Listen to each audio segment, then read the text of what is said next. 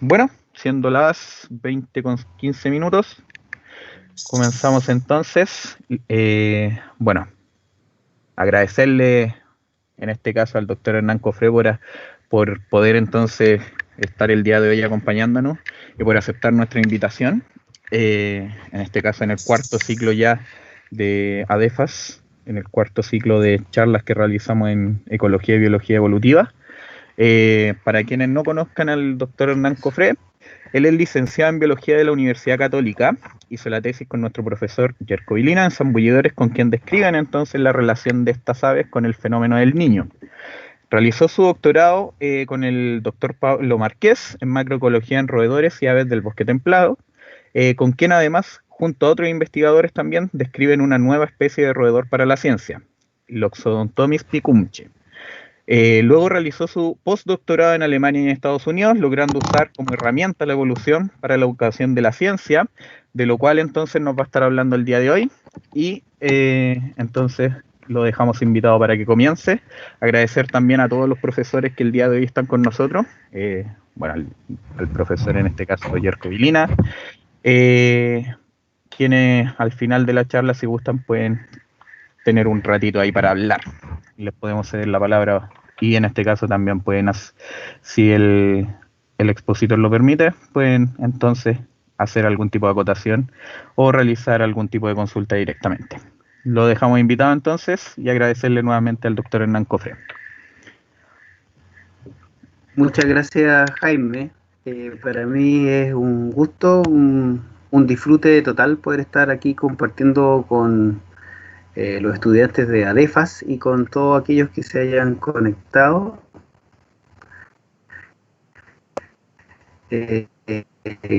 Gracias por la presentación yo, más o menos. Y bueno, hoy día les voy a hablar o vamos a compartir, vamos a dialogar sobre la enseñanza de un tópico súper importante que de hecho está ahí en su ciclo, biología y evolución. Y bueno, yo siempre empiezo mi diapo ahí con un spoiler. Ahí en general todos estos que están ahí van a participar de alguna u otra forma, incluido Anacleto, por supuesto. Así que, bueno, comencemos entonces. A mí me gusta jugar, así que podemos conversar mucho mejor. Yo justamente traía un pequeño resumen de quién era yo, por si no me conocían. Ahí está un gran número de personas que de una u otra forma han aportado a lo que soy yo ahora.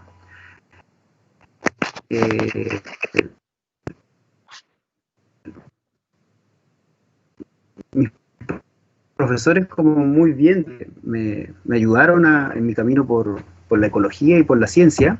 Si ustedes pueden ver ahí, estaban muy jóvenes. Todos los que son mayores que yo los puse muy jóvenes para que se sientan muy bien.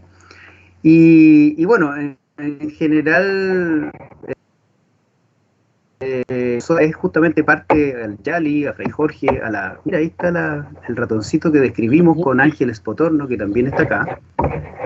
No se ve la Ángel, presentación. ¿No se ve la presentación? Hernán, no se ve. Sí. No la veo. ¿Sí? ¿Todos la ven o yo estoy mal? Sí, profe, todos la ven, así que a ver, le voy a hablar por interno para sí, le hablo por interno para ver ya. si lo puedo ayudar, ¿ya? Ya, ok.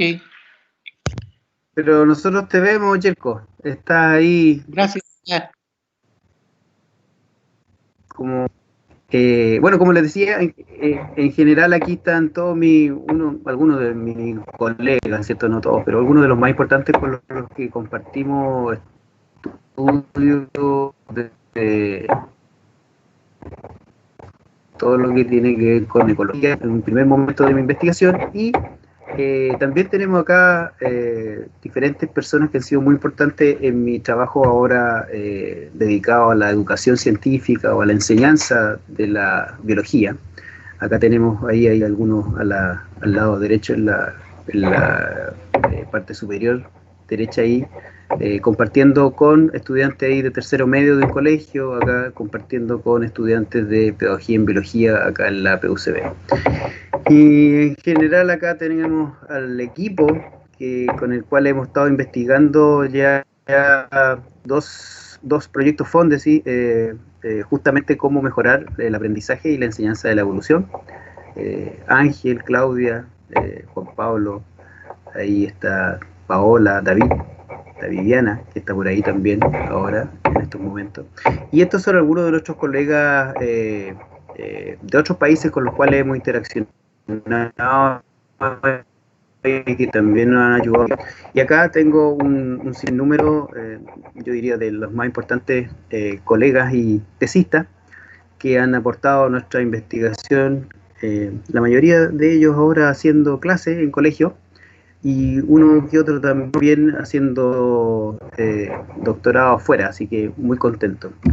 Entonces, para reafirmar que finalmente la investigación es un trabajo, yo diría principalmente comunitario, de compartir con otros las preguntas, los fracasos, sobre el terreno, pero a las salas de clase grabamos las clases de los colegas y es interesante y bonito ver que uno crece en la investigación con otros. Nuestro cerebro está hecho para eso, está hecho para aprender con otro cerebro, no solo. Así que, bueno, un poco en esta presentación, un poco de lo que soy yo, que finalmente soy lo que me han hecho mis amigos y colegas. Voy a revisar los temas que vamos a ver hoy, que principalmente van a ser 4. El primero es un ejemplo de evolución, y ahí me gustaría tener un poco su participación, si no hay mucha la molestia, ¿cierto? Y si se puede, en términos técnicos. Y luego me voy a concentrar en 2 aspectos principales. Uno, que son los problemas que tienen en general los estudiantes y cualquiera de nosotros para entender, en este caso, la evolución. Y después, cuáles son las estrategias de enseñanza que la investigación y la experiencia nos ha dicho que parece que son más efectivas, ¿ya? Y número 4, ahí las conclusiones en términos un poco de resumir todo lo que vamos a ver. Por lo tanto, empecemos con el ejemplo.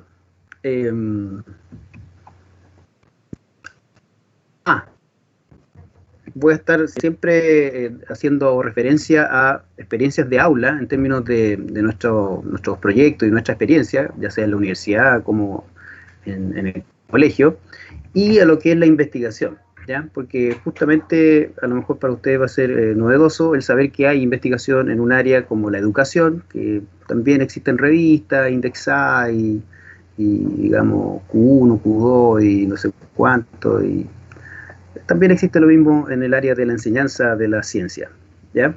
Y eso es lo interesante, ver la parte de la experiencia de aula y la parte de la investigación.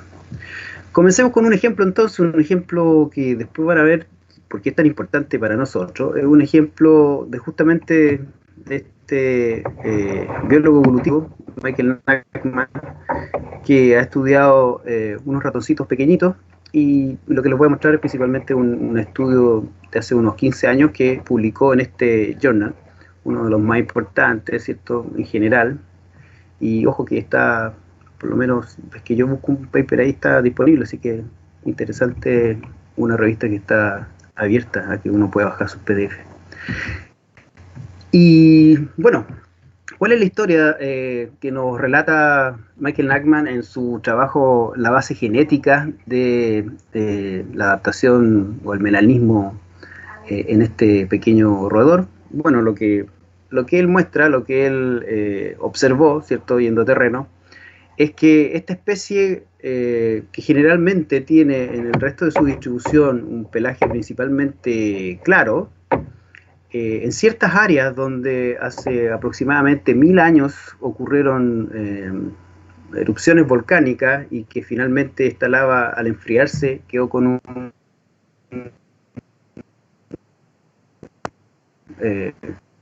color oscuro. Si uno va y hace los trampeos con la típica trampita Sherman que todos conocemos, me imagino, estos ratones, o la población que vive aquí en estos ambientes diferentes, en general, tienden a ser oscuros y no claros como es en la mayoría de su rango de distribución. Ya, ahí tienen ustedes, espero que puedan ver la fotito. Acá está el mapa donde uno puede encontrar, aquí está el color de la roca y aquí está el color del muestreo que ellos hicieron. Y si ustedes se fijan, por ejemplo, el color de roca negro, en un N18, ahí gran parte, o casi los 18, 17 seguramente son 16, son de color negro, y 1 o 2 son de color más claro. Mientras que en lugares donde no hay este ambiente oscuro, producto de la lava, digamos, el patrón es diferente, ¿cierto? Casi contrario. En los lugares donde justamente de su distribución donde no hay este cambio ambiental, principalmente ratoncitos blancos, y en otros lugares donde también, que son más o menos contiguos, encontramos un patrón parecido. ¿Ven? Aquí a la derecha ustedes pueden ver también una foto donde muestra estos dos diferentes ambientes. Por lo tanto, si eso es lo que más o menos uno puede ver como patrón, justamente a mí me gustaría preguntarles a ustedes cómo creen que pasó esto, si finalmente podemos atribuírselo a un cambio evolutivo, ¿ya? Para hacerlo más fácil incluso, yo traigo aquí unas láminas. Estas láminas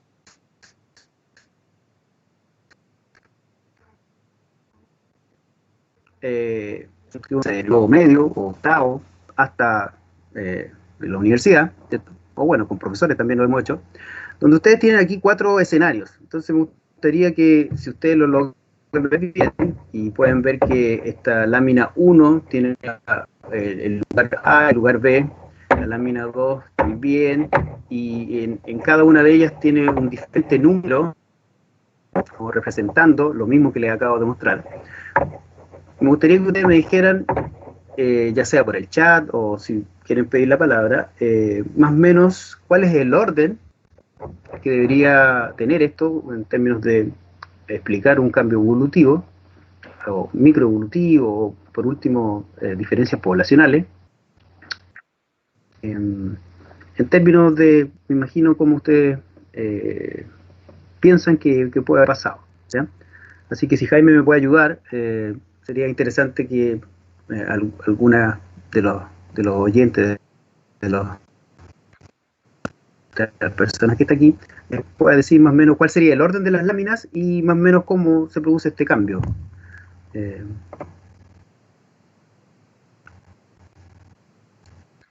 ¿Cuál es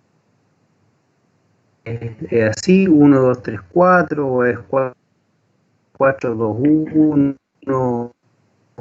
4, 3, 2, y cómo ocurren los cambios de claro más oscuro. Obviamente es más difícil ver a los que son justamente miméticos, pero no sé, ahí se los dejo. Bueno. Cuéntenme. Jaime, tú tienes que tratar de darle la palabra a alguien que no sea Yerko, para que no monopolice la conversación. Los estudiantes adelantados hay que tenerlos, hay que darle, dosificarlo.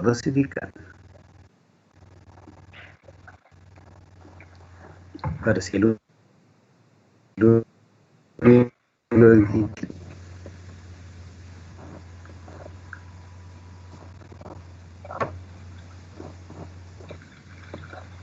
¿cuál sería? Bueno, si puede también ser Jerko y alguien más, pues si no tienen por qué, a lo mejor lo que quiere decir Jerko no va a coincidir con lo que diga otro de nuestros contertulios. Claro, en el chat están respondiendo y la respuesta que más se repite es 3, 2, 4, 1. Hay otra que dice 1, 2, 4, 3. pero la que más se repite ya han respondido 3, 2, 4, 3, 1. claro, 3, 2, 4, 1. 5 personas respondieron 3, 3, 2, 2. 4, 1. ¿Y cuál es la otra? Y la otra es 1, 2, 4, 3. 4, 3. Mira. 1, 2, 4.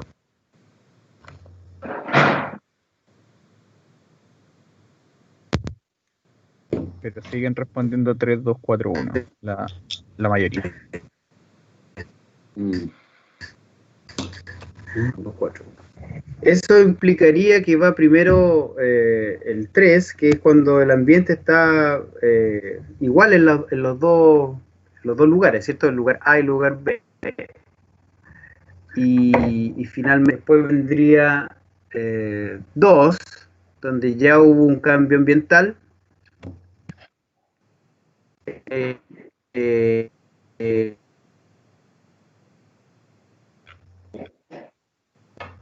eh,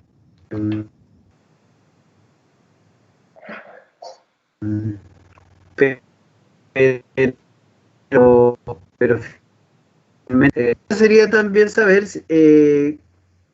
cómo es que finalmente cómo aparecen los ratoncitos negros, porque finalmente cómo aparecen y cómo van aumentando en la población. Si alguien puede también responderlo en el chat.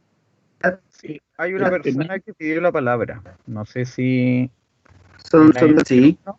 Para que pueda. La Díganme, persona que pidió la palabra, si gusta, ¿cómo puede. aparecen los ratoncitos negros y cómo se mantienen o cómo van aumentando después en la proporción?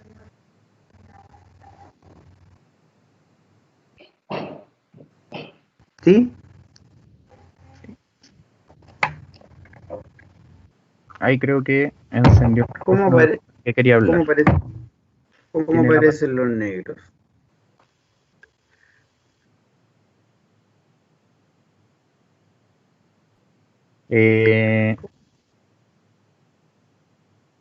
Y Ali tiene la palabra, si no, para pasar a la siguiente persona que está solicitando la palabra. ¿Cómo aparecen los negros o cómo van finalmente aumentando en el sitio B? Porque si es 2, después 4, ¿cierto? El final 1, el sitio B en 1, en realidad hay muchos más ratoncitos negros que en la primera, ¿cierto? En el 3. Aquí había solo 2 negritos y aquí ya hay muchos. Entonces, ¿cómo pasa eso? ¿Cómo aparecen y cómo se mantienen? V Gallegos, si gusta, puede tomar la palabra entonces. Perfecto. Buenas tardes a todos y todas.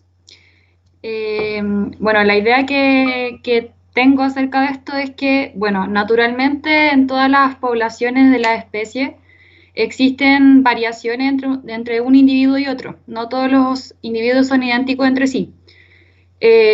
No solamente en términos de color, puede ser en términos de tamaño, alguna otra característica.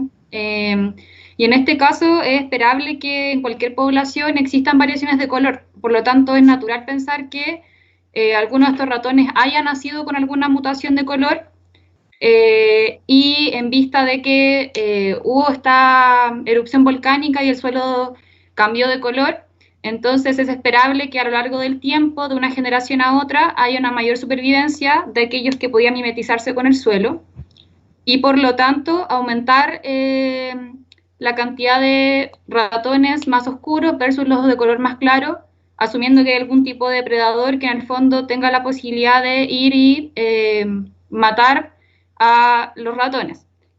No significa que los ratones negros o más oscuros no fallezcan en el intento, pero sí en proporción sobreviven más tiempo y permiten la reproducción, lo que explicaría que a lo largo del tiempo el orden sea 3, 2, 4, 1, porque en el fondo aumentaría la población o sea, el número de ratones negros versus los claritos. Eso. Excelente participación de V Gallegos. Gracias. Lo que ha dicho no es trivial. sobre todo porque tú has dicho que naturalmente, ¿cierto?, pueden haber estas variaciones, estas mutaciones, que es lo que esperamos todos, ser mutantes resistentes al COVID, por ejemplo. Pero claro, esta como variación natural es una de las cosas que más cuesta ver, porque si uno mira estos ratoncitos, a mí me parecen iguales. Yo sé que justamente en este caso por el pelaje es muy evidente, pero en general uno cuesta ver la diferencia. No es tan intuitivo y es complicado. Y bueno, tú diste la respuesta correcta, digamos, tanto del origen, ¿cierto?, como cómo van aumentando en la población.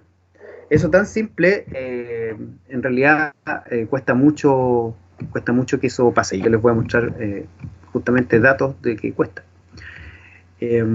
Acá tenemos entonces la explicación que nos muestra en su artículo Michael Nachman. Él nos muestra que finalmente también hay variación en este pelaje, ¿cierto? No es que sean solamente blanco y solamente negro, eso también es, por así decirlo, una simplificación.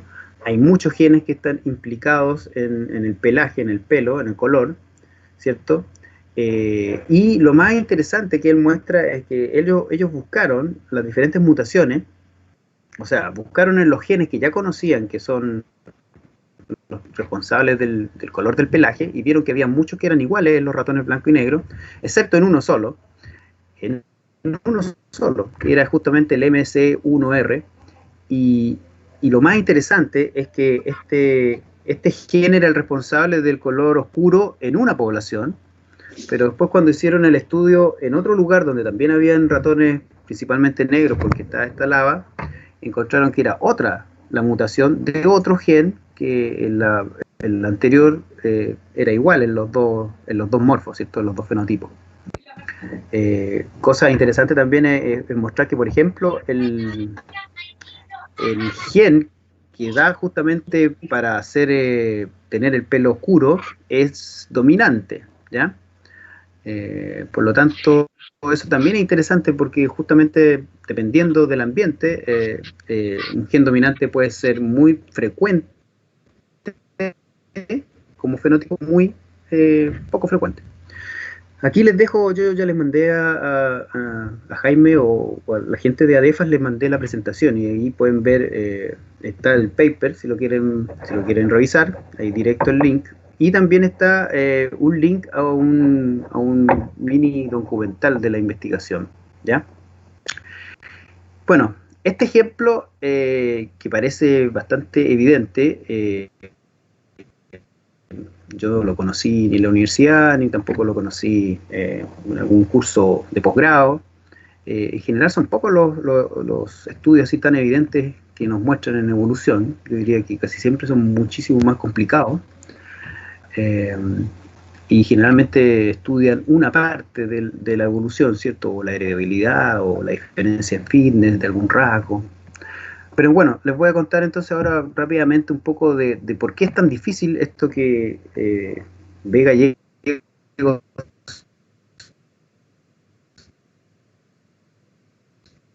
dijo con tanto. También ahora darme su tiempo y contestar esta serie de afirmaciones, porque es importante saber si uno tiene una visión sobre ciertas cosas que finalmente uno mismo va a enseñar, pues, cuando sea profesor o cuando sea académico.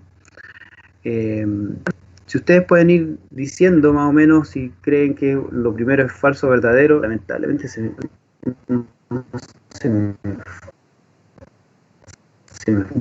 por ejemplo, los rasgos dominantes generalmente son los más frecuentes en la población, o que la evolución siempre va de lo más simple a lo más complejo, que las mutaciones generalmente son dañinas para el organismo. La evolución es de 1000 o millones de años, que la evolución ocurre por una necesidad del organismo. Este es más interesante, pero dice, si en una laguna hay 8 patos, 3 garzas y un cisne, decimos que hay dos especies. ¿Están de acuerdo, no? La evolución ocurre porque los individuos pueden mutar y adaptarse activamente, o, según la selección natural, la muela del juicio y el dedo pequeño del pie, la apéndice. Si Jaime puede decir, a lo mejor la mayoría sabemos que son verdaderas o que son falsas, a lo mejor pueden hablar de una en particular. No tenemos a lo mejor tiempo para verlas todas, pero no sé si alguna que crean que es principalmente falsa o principalmente verdadera, o que es más conocida por ustedes, o que ustedes pensaban antes, o que a lo mejor su hermano chico lo ha dicho, o sus papás. Y estas que están en azul son ciertas afirmaciones que tienen otro componente que habla también de evolución, pero dice: la evolución ha perdido importancia y es cuestionada por la comunidad científica. La evolución es solo una teoría, por lo que aún no se ha comprobado. Aún no es una ley, por ejemplo. La selección natural y la evolución no se pueden comprobar experimentalmente, que la evolución solo se sustenta en la evidencia del registro fósil, y que la teoría de la evolución niega la existencia de Dios.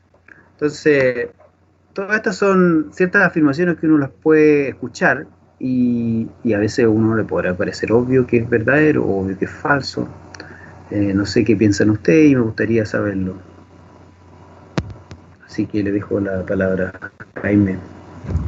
Podemos hacer algunas, nomás no todas, porque no tenemos tanto tiempo, pero algunas.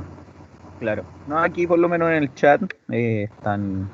Bueno, había una pregunta que para no interrumpirlo no se la quise hacer de antes, pero estaban comentando sobre el tema del caso de los ratoncitos, en este caso, de los roedores. Estaban preguntando si se puede dar que sean dos especies distintas que comparten el mismo género. Sí. De hecho, esta es una misma especie, pero por lo que estaban viendo, o sea, es un cambio evidente en términos de la frecuencia génica de ese gen, pero todavía se pueden reproducir entre ellos. Así que, si bien es un ejemplo de microevolución, uno debería esperar que probablemente después en algún momento haya un aislamiento reproductivo, pero de hecho es una especie. O bueno, también hay otra especie parecida que tiene una variación muy similar. Los ratoncitos, por ejemplo, contiguos, se ha visto que pueden, o sea, en la definición biológica de especie, que tampoco es la mejor, todavía son la misma especie. Claro. Y con respecto a la tabla... comenta Navarro Gina, una de las clásicas entre nuestros y nuestras estudiantes es aquella que habla sobre la necesidad del organismo o la que se refiere a la complejidad. Ajá. Esa, claro, asumiendo entonces de que son falsas, ¿cierto? Y que B. Gallegos no lo dijo, pero podría haberlo dicho, porque cuando alguien me dice lo que pasa es que eso es por mutación, la respuesta todavía no está completa si alguien después dice, claro, porque como necesitaba cambiar, entonces ahí como que, bueno, a veces pueden haber mutaciones que cambian por el ambiente, pero no necesariamente al gusto o a la fuerza interna de cada individuo. Y claro, la otra también es que va de lo más simple a lo más complejo, sobre todo por un poco antropocentrismo. ¿Qué les parece si hay alguna que haya dicho? Muy interesante saber si alguien tiene alguna visión de esa, como verdadera o como falsas. También comentan, no todas las mutaciones son dañinas, muchas de ellas son beneficiosas. Y eso también es un tema que, claro, sobre todo ahora, por ejemplo, el tema de la contingencia del virus, que se habla mucho de mutaciones, entonces la gente la tiende a relacionar con cosas negativas. Claro. Pero puede mutar a ser buena persona, y eso sería positivo. Aquí también comentan que las frases que están en azules igual son súper interesantes para discutir, sobre todo con los estudiantes, ya que pueden abordar una incidencia de la ciencia en la sociedad, sobre todo el tema de que la teoría de la evolución niega la existencia de Dios, por ejemplo. Sí, nosotros acá, bueno, ahí les voy a mostrar rapidito después las diapos. Acá pareciera que no hay tanto problema, pero hay ciertos países donde el currículum en el colegio no está permitido aún revisar la teoría de la evolución, ¿ya? Países con ciertas religiones, sobre todo musulmanes, aunque es diverso, hay países también que tienen religión musulmana que lo tienen dentro de su currículum sin problema. En Estados Unidos son los estados más del sur los que tienen más problemas que los del norte. Y acá en Chile pareciera que no hay tanto problema, pero yo también en mi ya casi 10 años de trabajo con profesores no hemos encontrado con ciertos colegios que no les gusta mucho el tema, ¿ya? Y incluso yo diría que en algún gobierno tampoco le gustaba mucho el tema y quedó con cierto peso epistemológico medio extraño. Estas azules tienen que ver con el saber cómo se hace ciencia o qué es la ciencia. Y eso es muy importante y no es tan evidente en otros contenidos que tenemos que enseñar, no sé, ecología o fisiología, pero en evolución sí pareciera ser importante. ¿Ya? Bueno, son todas falsas, pero lo interesante para reflexionar, ¿sí? Hernán,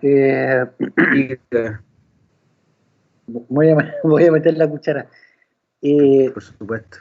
Para mí o sea, muy interesante es tú sabes quién eres para mí. Cómo la evolución, la historia, la tremenda historia de Darwin, Fitzroy, los lugares que estoy yo navegando ahora, tú sabes. Como Cristo, que tú eres cristiano, ¿no? Sí. Se incorpora, digamos, se integra a la evolución. ¿Cómo lo ves tú? Tú que eres tan cristiano, tan buen hombre. ¿Cómo lo ves tú?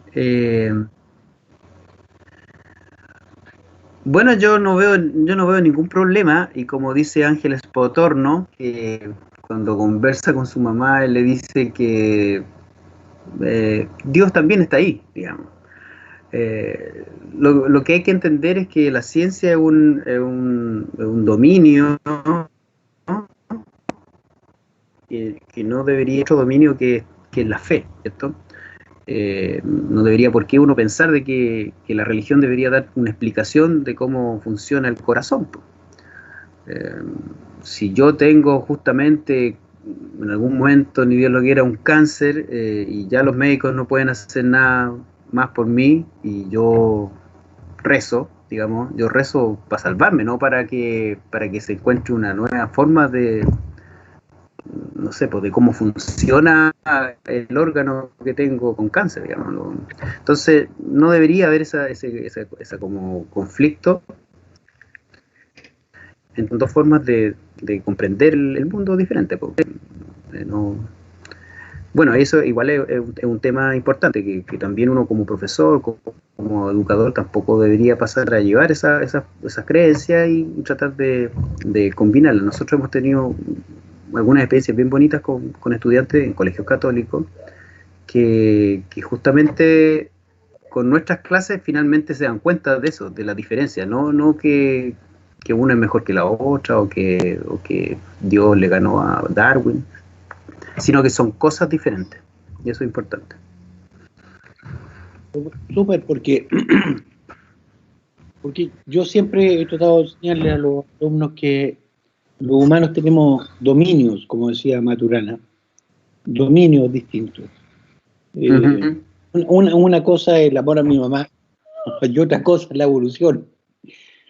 Claro. Caminan por carriles distintos. Son cosas diferentes. Claro. Y a mí me gustaría que los alumnos de ADEFAS, de los compañeros que aquí nos están escuchando, entiendan que son dominios diferentes, son cosas distintas, o sea, no, quizás no sé, en la convergencia de la evolución, de la vida, no sé, si alguna vez se llegan a juntar, pero el amor... ¿Quién sabe? Ya, no quiero hablar más. Puede ser. Ya, pues para no terminar a las 11 de la noche vamos a seguir. Este es una conversación. Nosotros, bueno, esta parte de las preconcepciones, obstáculos para aprender evolución, y que uno mismo, yo también los tuve, digamos, todos lo hemos tenido y algunos lo mantienen, y eso es lo que hay que tratar a lo mejor de mejorar. Es que esta es una conversación donde justamente tres estudiantes de primero medio están conversando y están tratando de hacer lo mismo que hizo B. Gallegos. Explicar cómo ocurría este cambio. Justamente ellos ordenaron la figura, la ordenaron bien, pero finalmente, bien en el sentido que coincidieron con lo de ustedes, pero en la discusión que nosotros logramos grabar, uno se da cuenta que justamente la explicación no va por selección natural, sino que va justamente por lo que decíamos de un cambio como con propósito, que es la necesidad. Ahí en rojo yo dejé que, claro, que dice que las otras pueden salir negras porque necesitan camuflarse, ¿ya? Y finalmente la explicación más común y más simple y que puede durar hasta después de salir de la universidad es que es porque uno necesita tener estos cambios, ¿ya?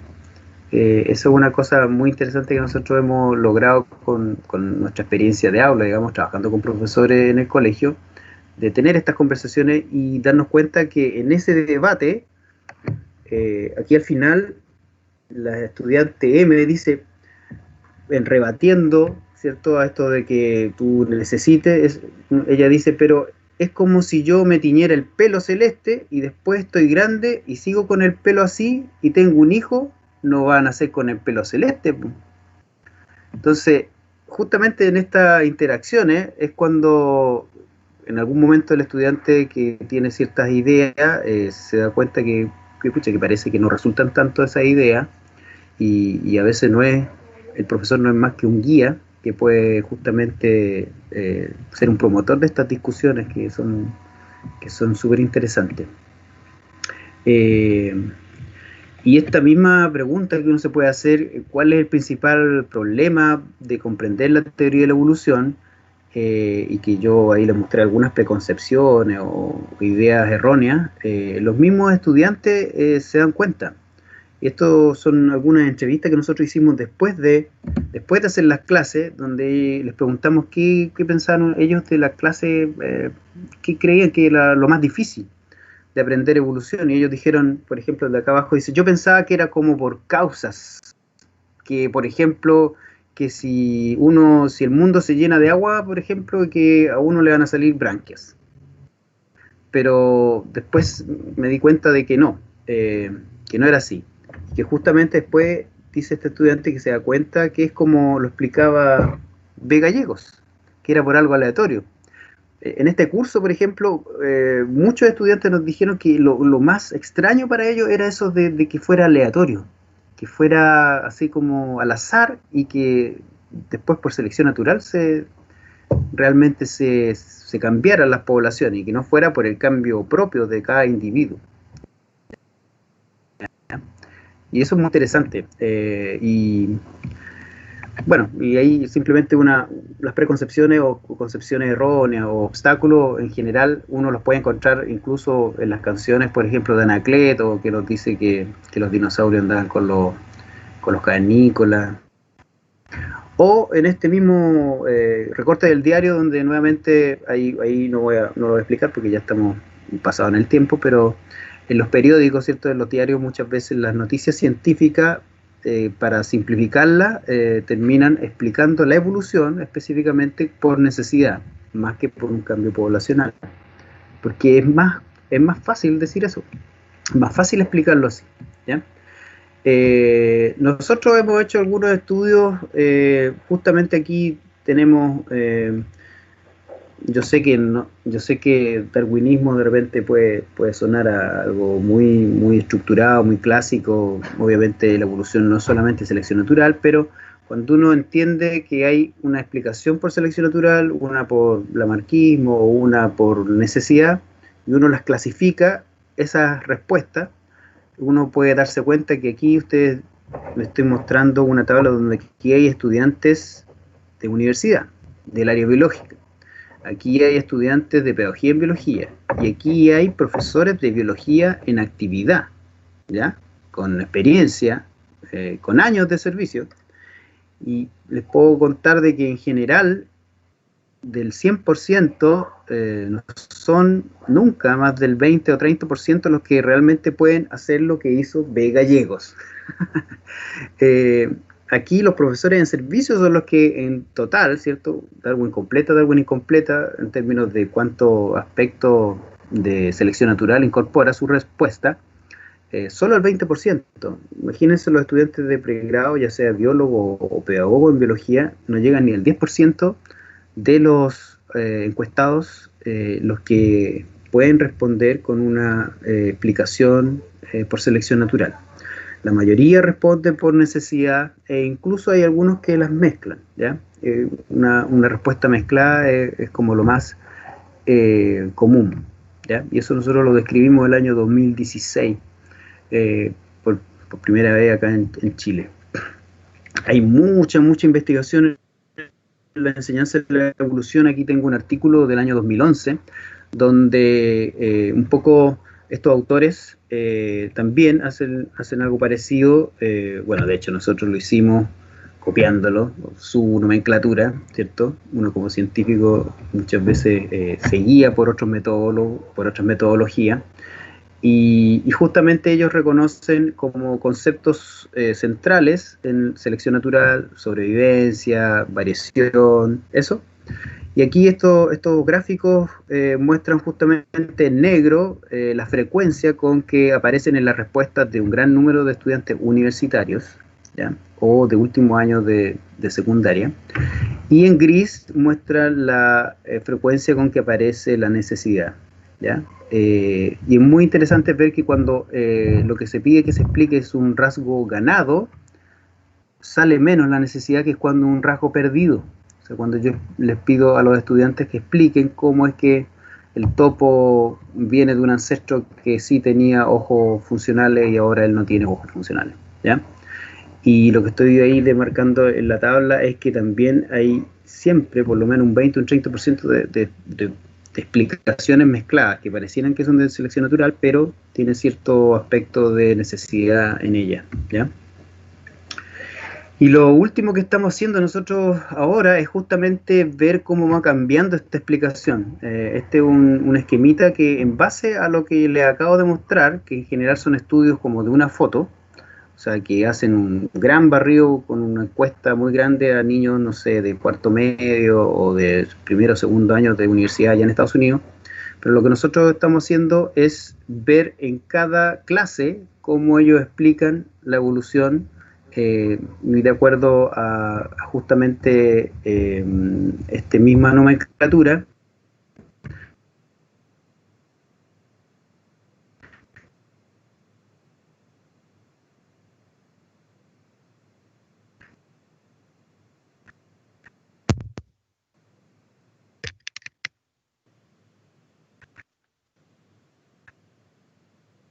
Doctor, se le fue el audio por si acaso.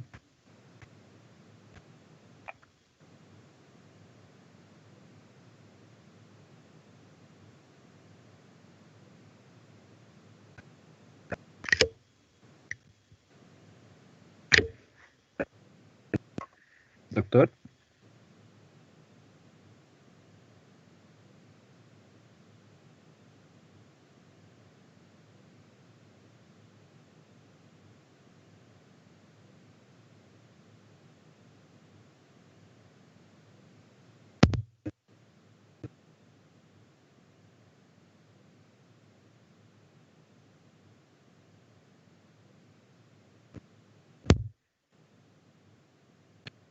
Doctor, sigue sin escucharse por si acaso.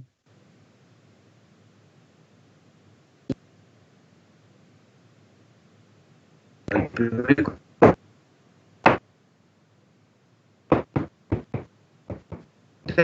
contexto del contexto, el humano, Ahora sí como se ve. una adaptación humana. Sí, doctor. Perdón. Sí. Sí, es que se le escuchó, se le cortó el audio.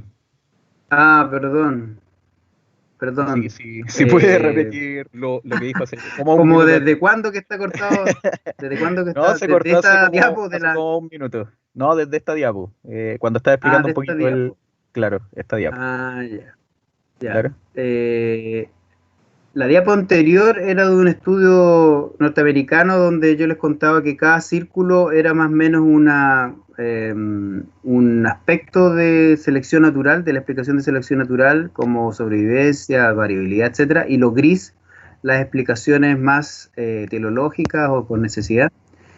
Y lo que explicaba acá era que nosotros, tomando esa nomenclatura, hicimos un estudio, o estamos haciendo un estudio en el que estamos haciendo eso mismo, pero no solo una vez, como en general son los estudios que hay publicados, sino que lo estamos haciendo clase a clase con los estudiantes.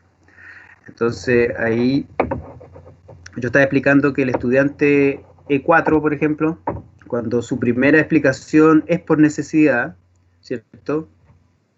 Le pregunto cómo es que justamente este ratoncito cambió, o cómo, no sé, cualquier otro ejemplo de una adaptación. Al comienzo, antes de empezar las clases, lo explica por necesidad, pero a la segunda clase o a la primera clase que él tiene al final, ya es capaz de dar una explicación donde incorpora los componentes como clásicos de la selección natural, como sobrevivencia, como reproducción, como herencia, mutación asociado a la sobrevivencia, y esa explicación se va complejizando y se mantiene una cierta estructura. Por lo menos uno puede decir, este estudiante parece que ya cachó, parece que ya captó, parece que ya lo incorporó justamente el mecanismo de selección natural. A uno en realidad cuando ya lo entiende le parece como obvio, pero cuando realmente uno tiene que enseñarlo por primera vez, no es tan fácil, ¿ya? Y eso ha sido muy interesante encontrarlo, finalmente, cómo va cambiando o cómo se va generando esta explicación en los estudiantes. Porque justamente hemos visto que a veces hay ciertos aspectos que es difícil que lo incorporen, o que la necesidad, que ustedes ven en la última clase, al final igual metido la necesidad, conviven ambas cosas, ¿ya? Y bueno, y esta es otra forma de explicarlo, pero que en realidad, dado el tiempo, estos son unos paisajes que nosotros mostramos cómo viaja entonces el estudiante desde una explicación, por ejemplo, teleológica de necesidad hacia una explicación de selección natural. Aquí están todos los estudiantes. ¿Sí? Perdona, es que tu palabra teleológica, explícala. Telio. Perdón. Telio. Sí, lo que pasa es que en la literatura en general es más o menos, si bien no es lo mismo, pero la explicación por necesidad se asume o se relaciona con una explicación teleológica en términos de asumir que el individuo o que el organismo es el que, por así decirlo, por una voluntad, es el que cambia, ¿ya? Entonces es como un sinónimo en términos de necesidad o teleología, pero bueno, podemos hablar de que una explicación más intuitiva y un poco menos desarrollada que, por ejemplo, el lamarquismo, que es ya un mecanismo atrás que es uso y desuso. Y acá lo que tenemos entonces es como las explicaciones de los estudiantes, cómo viajan de un esquema a otro. Sí, es como, perdona que me meta el pofre, pero es como decía Jacques Monod, el azar y la necesidad. O sea, Claro. cuando tú dices teleología, telescopio, es como, es que yo tengo una necesidad, ¿cierto? Claro. Aquí atrás de mí hay un principio, un final. Claro, con un fin, claro. Eso es. Entonces, cuando tú decís teleología, es como Claro. Como que las cosas ocurren para. ¿Mm? Claro. Que algunos hablan también de esencialismo, depende, pues si uno es más psicólogo o más epistemólogo. Ya, y para ir terminando esta parte, que igual ya estamos más o menos alargados,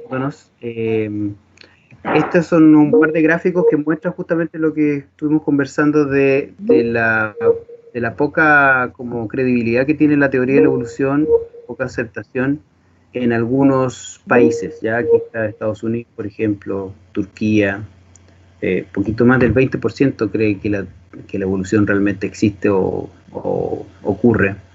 Y nosotros, de acuerdo a nuestros estudios, las muestras que hemos tenido, estamos como por aquí, como por el 60-70%, como el 30% que en realidad no le cree mucho, de estudiantes, de estudiantes de secundaria, de estudiantes universitarios.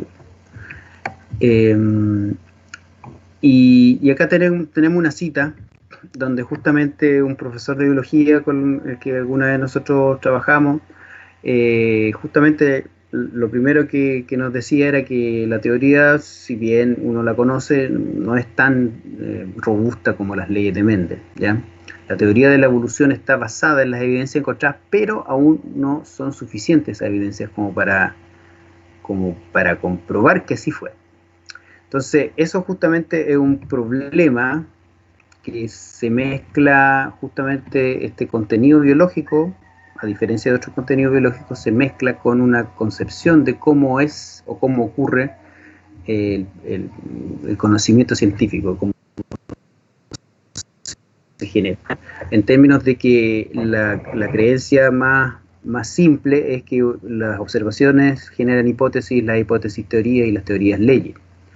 Y si uno se va justamente al uso realmente que le da los científicos, y aquí está la definición de la Academia Norteamericana de Ciencias, pero en general, en la mayoría, uno va a encontrar que las leyes y las teorías son cuerpos científicos que cumplen funciones diferentes, pero que no en ningún momento uno se convierte en otro, o uno es más jerárquico que el otro. Obviamente explican cosas diferentes, pero no es que la teoría, en este caso de evolución, sea solo una teoría, ¿cierto? Las teorías son, de hecho, los cuerpos de conocimiento más amplios que genera una disciplina y que explica gran parte de las observaciones y fenómenos de esa disciplina. Por lo tanto, ahí también hay otra cosa que uno tiene que trabajar con los estudiantes. Y bueno, ya para ir terminando entonces, estos problemas, estas explicaciones como más esenciales o más básicas que tienen los estudiantes, o que nosotros mismos tenemos, si no somos expertos, ¿cierto? Nosotros hemos trabajado, y la literatura nos dice que hay ciertas cosas que pueden ser más efectivas para trabajar con esto, ¿ya? Pero en general, justamente volviendo al medio escolar, en general, enseñar evolución, y si ustedes se acuerdan, si es que le hicieron evolución, porque muchas veces uno no tiene evolución porque justamente el profesor de biología no se siente muy capacitado, no le gusta, o simplemente tampoco lo formaron en ese ámbito. Si se lo enseñaron generalmente con el mismo ejemplo de las polillas, generalmente con el mismo científico, solamente Darwin, y muchas veces con la misma actividad, cambiando los porotos por estos apretadores, por otra cosa, donde se supone que uno lo pone en un ambiente, unos porotos o lo que sea, que son parecidos, y uno trata de modelar la evolución. Pero finalmente no se da ni un ejemplo, por ejemplo, valga la redundancia, de evolución real, más que las polillas y con suerte los pinzones. Y algo asociado a lo que les acabo de mostrar de esto de creer que la evolución es solo una teoría, que realmente no está muy científicamente respaldada. Imagínense, en el programa de estudios de primero medio hay una actividad que dice debata en torno a la evolución, ¿ya? Donde los jóvenes forman equipos para debatir a favor o en contra de la teoría de la selección natural. Entonces a mí me cuesta pensar de que haya una actividad así, no sé, pues para que los jóvenes debatan de si las neuronas existen o transmiten o no el impulso nervioso.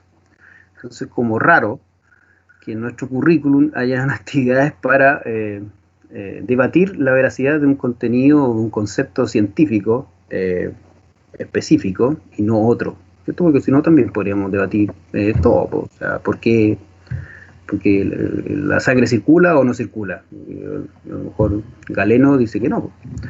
Entonces es complicado.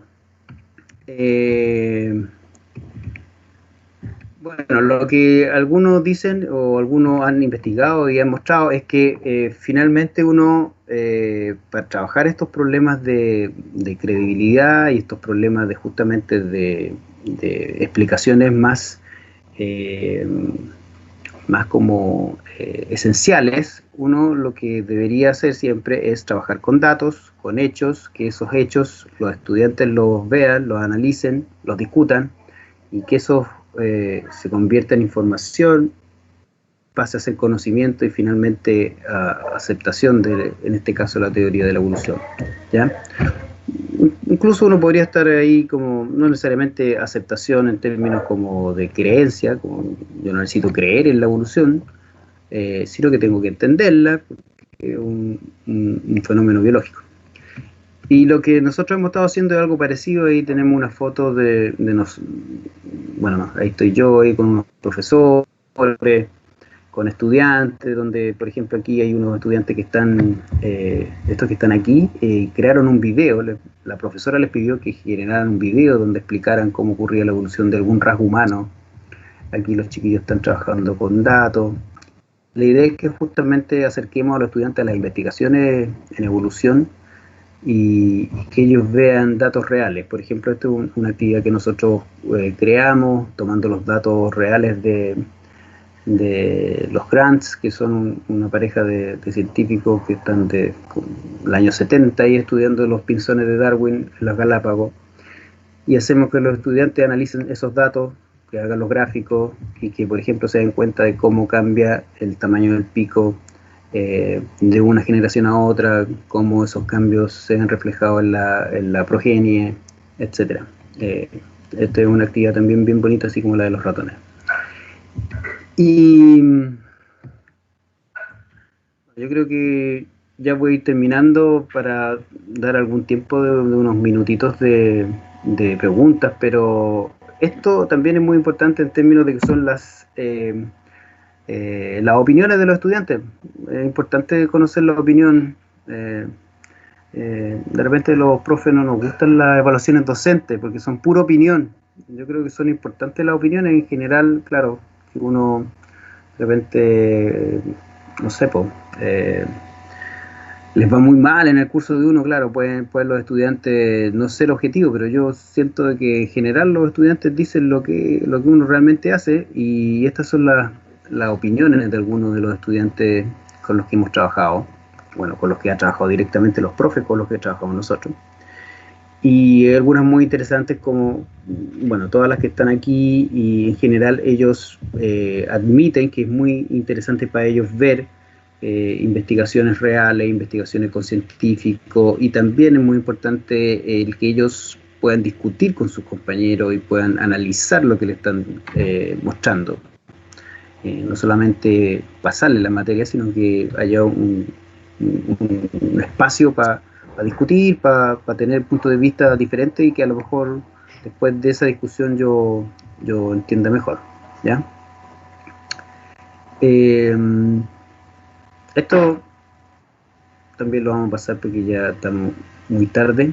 Y para concluir, justamente ahí tengo 2 libros. Esos 2 libros son de los últimos 2 años.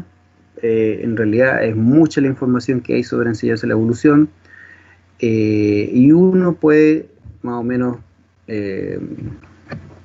saber o proponer, en realidad, que en el ámbito escolar y en el ámbito inicial universitario incluso, ¿cierto? No estamos hablando de máster, de doctorado, de curso a lo mejor de profundización de evolución, pero cursos de a lo mejor de biología general que se dan el primer año.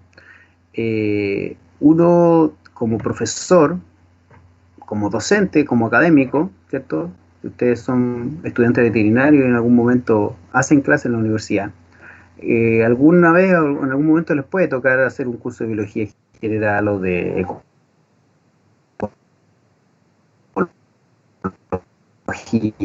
Entonces, para que pueda enseñar exitosamente un contenido como evolución, y estamos pensando exitosamente en términos de que los estudiantes aprendan. Esa es la función del profesor. Si bien es muy importante saber de evolución, si es que voy a enseñar evolución, parece que también es importante saber de cómo se aprende y cómo se enseña la evolución, ¿ya? Y eso es lo que llamamos, realmente es importante tener un conocimiento sobre evolución, sino que un conocimiento didáctico de la evolución o un conocimiento de cómo se enseña evolución, ¿ya? Esto es un esquema, ¿cierto? Un modelo de cómo a lo mejor un biólogo evolutivo, un doctor top que publica en Science, sabe mucho de evolución, pero finalmente si no sabe tanto de pedagogía, no sabe tanto de didáctica, no necesariamente va a ser una clase exitosa. A lo mejor sí, porque justamente él autodidacta o intuitivamente, ¿cierto? Se preocupa de qué es lo que saben los estudiantes y cuáles son sus errores, etcétera.